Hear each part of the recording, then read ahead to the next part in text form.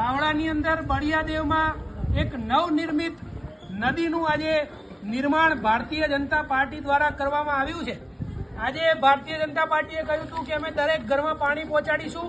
આજે દરેક ઘરમાં બળિયાદેવમાં પાણી છે। લોકો એવું કહેતા હતા અમારે પીવાનું પાણી નથી મળતું, પીવાનું પાણી છે, સાથે સાથે આખા ઘરમાં પાણી છે। ભ્રષ્ટાચારે માજા મૂકી છે।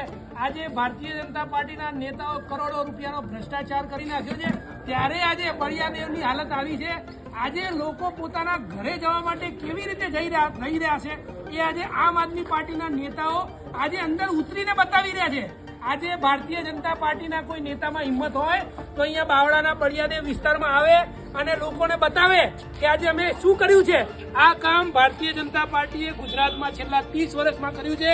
આજે તકલીફ અને વેદના એ છે કે ભારતીય જનતા પાર્ટીના નેતાઓ અભણ છે તો બધાને ખબર છે, પરંતુ જે નેતાઓ ભણેલા ગણેલા છે એ પણ તાળીઓ વગાડે છે